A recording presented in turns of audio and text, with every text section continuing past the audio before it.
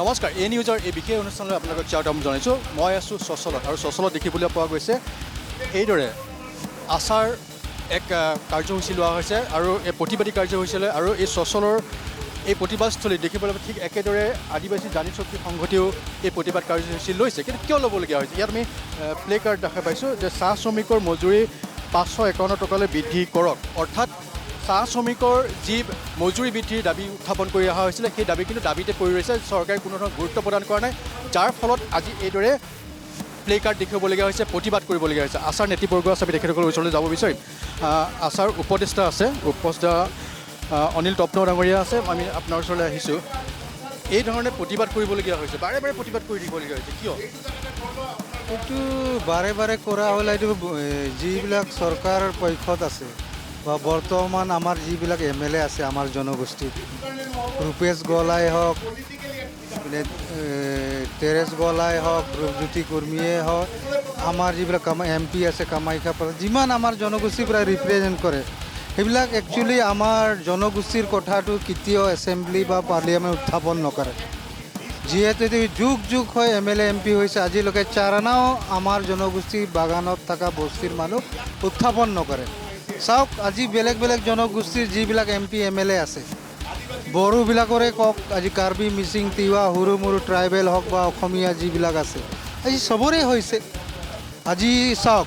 যিবিলাক লিডাৰ্ছ আছে অসমৰ বিভিন্ন জাতি জনগোষ্ঠীৰ, আজি তেখেতসকলে বৰ্তমান হিমন্ত বিশ্ব ছাৰে সকলোকে অট'নমাছ কাউন্সিল দি দিলে, সৰু ডাঙৰ ট্ৰাইবেলক বহুত থাকি গৈ আছিলে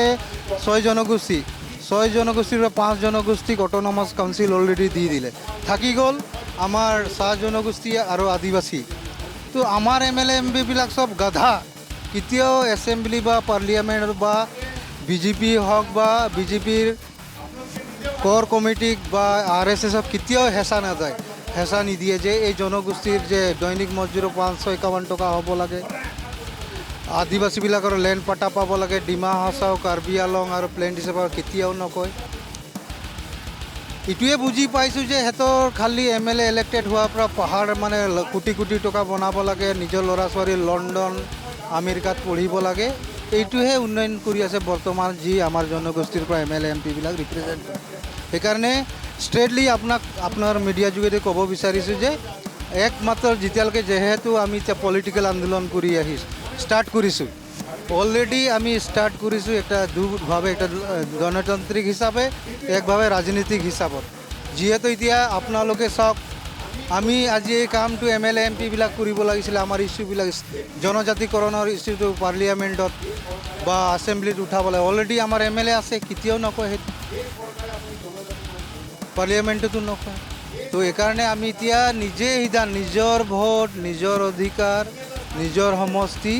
নিজৰ বিবেক, এইকাৰণে আমি পলিটিকেলভাৱে আন্দোলন কৰিছোঁ।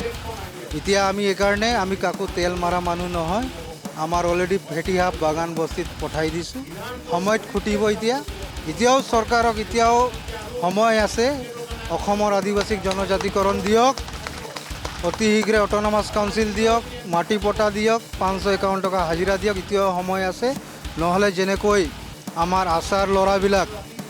ঝাৰখণ্ডত যায়, 10,000 আশা কেডাৰে BJPক হাৰণ দিলে আৰু তাৰ পৰা BJP চৰকাৰ উৎখাত হৈ গ'ল ঝাৰখণ্ডৰ পৰা। এনেকৈ ছেইম এই লাইনতে অসমত এইবাৰ পলিটিকেল আন্দোলন আৰম্ভ হৈ গৈছে। ধন্যবাদ। আমাৰ লগত আছে আচাৰ বা স্পৰ্টছ ছেক্ৰেটাৰী ইছাক লাকৰা। দেখিবলৈ পোৱা গৈছে এক প্লে কাৰ্ড, ইয়াতো এক প্লে কাৰ্ড এখেত লৈ আছে, জনজাতিকৰণৰ মৰ্যাদা প্ৰদান কৰিব লাগে। এক দীঘলীয়া দাবী, চৰকাৰে বাৰম্বাৰ প্ৰতিশ্ৰুতি দিয়ে, বাৰম্বাৰ জনজাতিকৰণ কৰা হ'ব বুলি কোৱা হয়, কিন্তু আজিলৈকে আদিবাসীসকলক জনজাতিকৰণ কৰা নহ'ল, কি ক'ব? হয়, নিশ্চিত। আজি সদৌ অসম আদিবাসী ছাত্ৰ সন্থাই কেন্দ্ৰ সমিতি তথা জাতি শক্তি সংগতিয়ে আজি ইয়াতে চচলত ধাৰণা কাৰ্যসূচী ৰূপায়ণ কৰিব লগা হৈ আছে। সেইটো কাৰণে যিহেতু আজি ভাৰত স্বাধীন হয় মোটামুটি 77 ইয়াৰ্ছ উকলি গ'ল, কিন্তু আমি আদিবাসী অনুভৱ কৰিব পাৰি আছোঁ যে আমি স্বাধীন হোৱা নাই। কিয়নো আমি স্বাধীনতাৰ যোনটো আৰ্টিকেল হওক, যি আমাৰ STৰ যোনটো ভোগ যোনে এছ টিৰ এটা কোটা বনাই গৈছিল সংবিধানত যে নেকি জয়পাল সিং মুণ্ডা সেই জয়পাল সিং মুণ্ডাৰ আজি নাতি পুতি আজি আমি অসমত জীয়াই আছোঁ যোন জয়পাল সিং মুণ্ডাই যে জনজাতিকৰণৰ যে এটা প্ৰক্ৰিয়া বনাই গৈছিল সেই জয়পাল সিং মুণ্ডা জনজাতি প্ৰক্ৰিয়াটো আজি অসমত আমি উপভোগ কৰিব পৰা নাই সেইটো কাৰণে আমি বহুত দুখিত যে ইমান বছৰ স্বাধীন হৈ গ'ল ভাৰত তথাপিও আজি আমি এছ টিৰ কাৰণে মাত মাতিব লগা হৈ আছে এইটো কোনো লজ্জাজনক কথা সেই কথাটো নৰেন্দ্ৰ মোদী আহি আমাৰ ভাৰতত অসম নিজে কৈছিল कि असम में बीजेपी सरकार आने के बाद आप लोग को एसटी दिया जाएगा but it is total failure Hemanta Biswa শৰ্মাও এইটোৱে কথা কৈছিল কি অসমত বিজেপি চৰকাৰ আহিলে আমি আদিবাসী হত্যা জনজাতিত কৰাই দিম Hemanta Biswa Sarma also is failure এতিয়া দেখা পাই আছোঁ আমি এতিয়া সকলোৱে আজি যিমান ইয়াতে মানুহ সমাগম হৈছোঁ আমি সকলোৱে এটা আচাৰ কেডাৰ আমি সকলোৱে এটা পলিটিকেল লিডাৰ আৰু উই আৰ অল আৰ আদিবাসী টাইগাৰ প্ৰদীপ নাগ আমি এতিয়া ছেপ্টেম্বৰ মাহত আমাৰ BTR ইলেকশ্যন আছে আৰু অহা 2026ত এছেম্বলি ইলেকশ্যন আছে ডেফিনেটলি বিফৰ ডেট আগাৰ এই এছেম্বলি আগত যদি আমাৰ ইলেকশ্যনৰ আগত যদি আমাৰ জনজাতিকৰণ নহয় মাটিৰ ম্যাদী পট্টা নহয় আৰু যোনটো কাষ্ট চাৰ্টিফিকেট যোৱা মাৰ্চ মাহৰ 3 তাৰিখে অলমষ্ট আমাৰ জাতীয় নায়ক প্ৰদীপ নাগে এটা WPT মিনিষ্টাৰ এটা ছ'চিয়েল জাষ্টিছ মিনিষ্টাৰৰ লগত পীযুষ হাজৰিকাৰ লগত বহাৰ পিছত ইমান ধুনীয়াকৈ বুজোৱাৰ পিছত যদি আজি এই কাষ্ট চাৰ্টিফিকেট সামান্য কাষ্ট চাৰ্টিফিকেট ক্লিয়াৰ কৰি দিব নোৱাৰে তো এই চৰকাৰ তাকে আমাক আদিবাসীৰ কাৰণে কি উন্নতি কৰিব সেইটো কাৰণে আমি এতিয়া সংকল্প বান্ধিছোঁ আমি আদিবাসী ছাত্ৰ জনতা অহা BTR ইলেকশ্যন আৰু অহা এছেম্বলি ইলেকশ্যনত আচাই সিদ্ধান্ত ল'ব BTCত কোনে চৰকাৰ গঠন কৰিব আৰু অসমত কোনে চৰকাৰ বনাব এইটো আচাই সিদ্ধান্ত ল'ব ধন্যবাদ পৰম গুঞ্জ ডাঙৰীয়া আছে প্ৰতিবাদ কৰি থকা হৈছে চৰকাৰে প্ৰতিশ্ৰুতি দি থাকে এইবাৰ কি হ'ব হয় আমি আপোনালোকে দেখিছে চৰকাৰে ইলেকশ্যনৰ সময়তে প্ৰতিশ্ৰুতি দি থাকে আৰু এই ইলেকশ্যনৰ সময়ত প্ৰতিশ্ৰুতি দিয়া ইছ্যুটোৱে হৈছে জনজাতিকৰণটো আৰু এই জনজাতিকৰণৰ ইছ্যুটোৱে লৈ চৰকাৰে আমাৰ আদিবাসী চাহ শ্ৰমিকৰ পৰা ভোট লৈ থাকে গতিকে আমি এইখিনিতে আমি বিজেপি চৰকাৰক সকীয়াই দিছোঁ যে অনাগত নিৰ্বাচনত বা অনাগত দিনত কোনো ধৰণৰ এই জনজাতিকৰণৰ ইছ্যুটোক লৈ যাতে কোনো ধৰণৰ ৰাজনৈতিক ইছ্যু বনাব নালাগে অতি শীঘ্ৰে আপোনালোকে ইলেকশ্যনৰ আগতে এছেম্বলি ইলেকশ্যনৰ আগতে জনজাতিকৰণত দিয়ক অন্যথা কিন্তু বিজেপি চৰকাৰ কংগ্ৰেছ চৰকাৰৰ দৰে অসমৰ পৰা খেদা খাব দেবেন ওৰাং ডাঙৰীয়া আছে সুদীৰ্ঘ দিন আপোনালোকে দেখিবলৈ পোৱা গৈছে যে আদিবাসী নামটো দিয়াৰ ক্ষেত্ৰত কৃপণালী কৰা হৈছিলে পৰৱৰ্তী পৰ্যায়ত আদিবাসী বুলি স্বীকৃতি দিয়া হ'ল আৰু এতিয়াও বহু সমস্যা এই সমস্যাসমূহ সমাধানৰ ক্ষেত্ৰত যেনেকৈ মজুৰি 551 টকা দিব লাগে বুলি কোৱা হৈছে অন্যান্য দাবীসমূহৰ সন্দৰ্ভত আপোনালোকে প্ৰতিবাদ কৰি আজিও দেখিবলৈ পোৱা গ'ল চচলত এইদৰে আপোনালোকে প্ৰতিবাদী কাৰ্যসূচী লৈছে প্ৰথম কথা হৈ গ'ল বিজেপিয়ে আমাক বহুত ডেডলাইন দিলে আজি আমি এই চচলৰ ধৰ্ণাস্থলীৰ পৰা আমি সদৌ অসম আদিবাসী ছাত্ৰ সন্থা বিজেপিক সেই ডেডলাইন দিছোঁ আৰু আজিৰ পৰা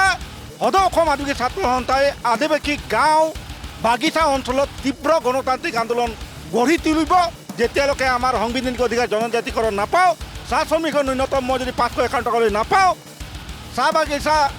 অঞ্চলত আৰু আদিবাসী অধিকৃত অঞ্চলত ম্যাদী পট্টা নাপাওঁ আৰু আদিবাসীসকলৰ শুদ্ধ জাতিগত প্ৰমাণ পত্ৰ নাপাওঁ তেতিয়ালৈকে আমি আমাৰ যি আন্দোলন এই আন্দোলন ৰাজনৈতিকভাৱে হওক গণতান্ত্ৰিকভাৱে হওক আমি আগুৱাই লৈ যাম আৰু এটা কথা বিজেপি চৰকাৰক আমি কৈ থ'ব বিচাৰোঁ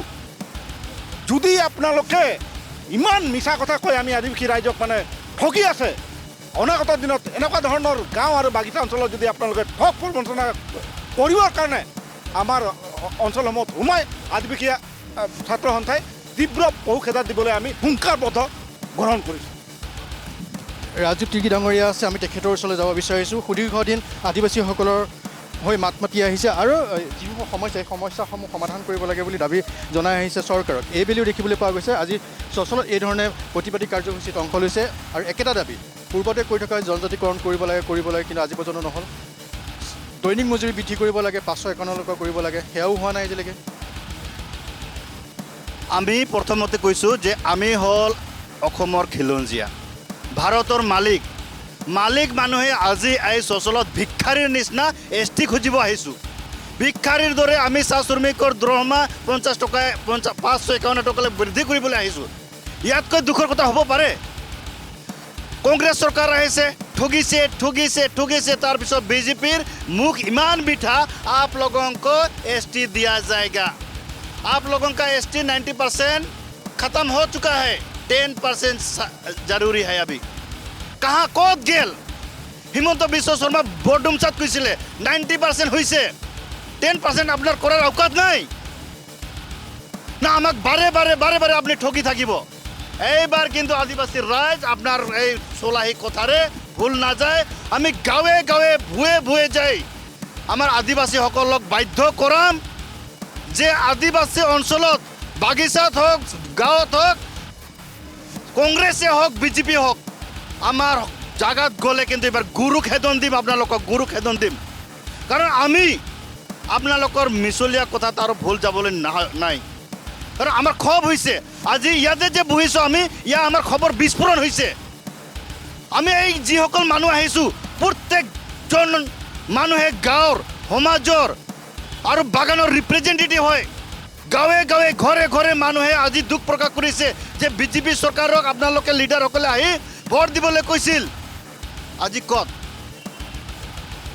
বিজেপি চৰকাৰে আজি আমাক ST দিছে কত? সেইকাৰণে আমি এই 2026 আৰু BTR ইলেকশ্যনত যে আমি বিকল্প সিদ্ধান্ত কৰিছোঁ, আৰু এই বিকল্প সিদ্ধান্ত বিজেপি চৰকাৰ আৰু UPPL চৰকাৰৰ বিৰুদ্ধে হ'ব, এইটো খাটাং। ৰেজান হৰডাঙৰীয়া আছে আছাৰ ভাৰপ্ৰাপ্ত সভাপতি কেন্দ্ৰীয় সমিতিৰ। প্ৰতিবাদী কাৰ্যসূচী লোৱা হৈছে, চৰকাৰক দাবী উত্থাপন কৰা হৈছে। আপুনি কি ভাবে চৰকাৰে আপোনালোকৰ দাবী এইবাৰ মানি ল'ব? সরকার সদৌ অসম আদিবাসী ছাত্র সন্থার দাবি মাননীয় আমার জাতীয় পিতা জাষ্টিন লাকড়া, আমার প্রদীপ নাগ ডাঙরিয়া জাতীয় নায়ক, বহুত এনেকুৱা আশা নেতা শহীদ হৈ গ'ল। কিন্তু আজিলৈকে অসম চৰকাৰ আৰু ভাৰত চৰকাৰে আমি যিমানখিনি দেখিবলৈ পাইছোঁ যে অসমৰ আদিবাসীসকলক ৰাজনীতিক যি অধিকাৰ, ৰাজনীতিকভাৱে আমাক হত্যা কৰি আছে।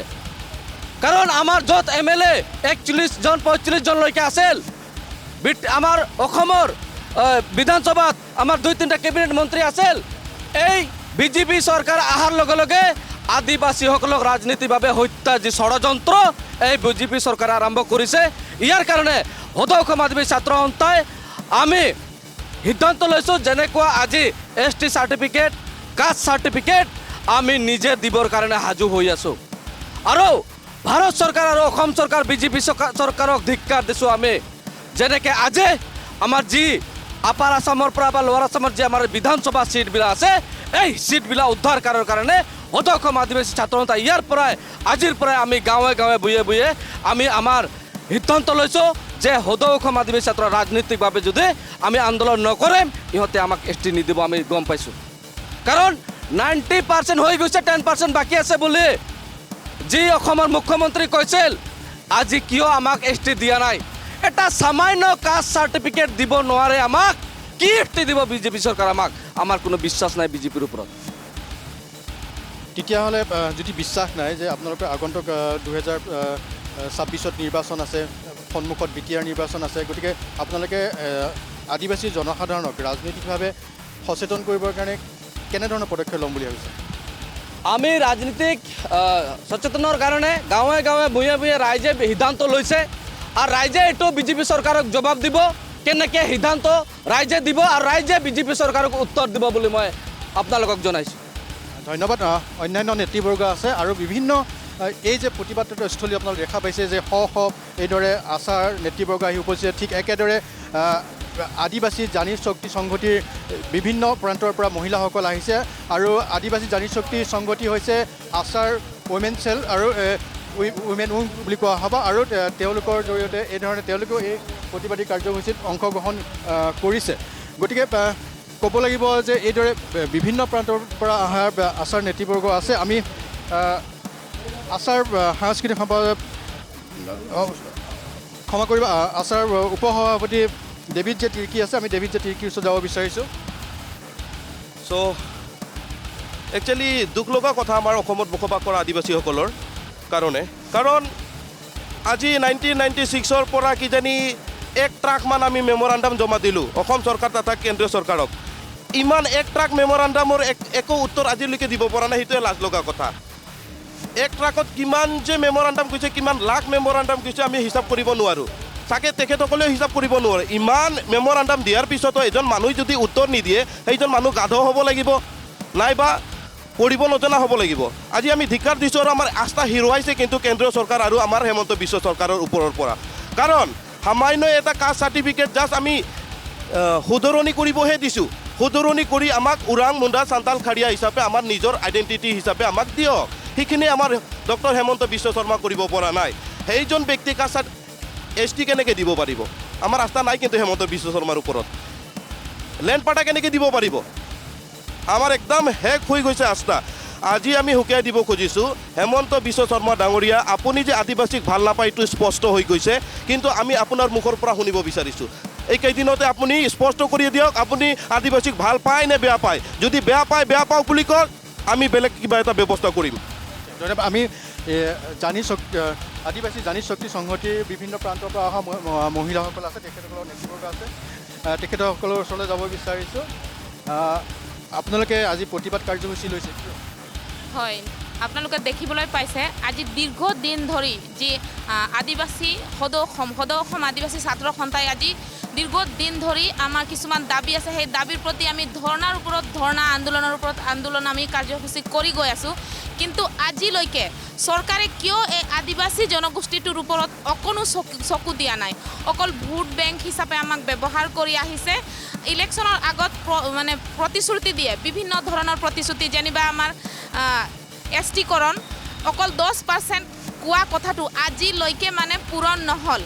কিয়নো আমাক এনেকৈ মানে ব্যৱহাৰ কৰি আছে সেইকাৰণে আজি আমি এটা আন্দোলনত বহিছোঁ আৰু চৰকাৰক সকীয়াই দিব বিচাৰিছোঁ যে আগন্তুক দিনক এনেধৰণে আৰু আমাক অকল ভোট বেংক হিচাপে যাতে ব্যৱহাৰ কৰি নাথাকিব আমি ইয়াৰ প্ৰতিশ্ৰুতি দিবলৈ ওলাইছোঁ আৰু এই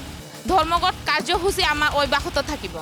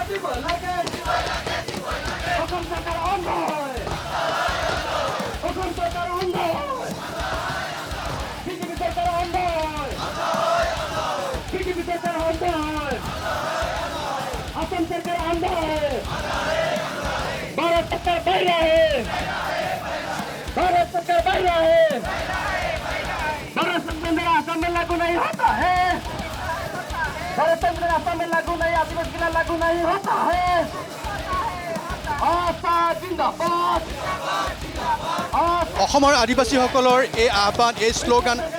হয়তো চৰকাৰে শুনিবলৈ চেষ্টা কৰিব আৰু আদিবাসীসকলৰ যি সমস্যা আছে সমস্যাসমূহ আগন্তুক সময়ত সমাধান কৰিবলৈ চেষ্টা কৰিব বুলি আমি আশা কৰিছোঁ আৰু লগতে এই কথাও এক ইংগিত ইয়াত পোৱা গৈছে যে আগন্তুক সময়ত যদি চৰকাৰে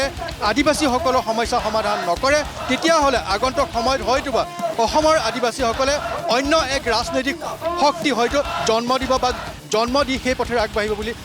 দেখিবলৈ পোৱা গৈছে গতিকে আমি আশা ৰাখিছোঁ আগন্তুক সময়ত চৰকাৰে অসমৰ আদিবাসীসকলৰ যি সমস্যা সেই সমস্যা তৎকালীনভাৱে সমাধান কৰিব বুলি আশা কৰিছোঁ ধন্যবাদ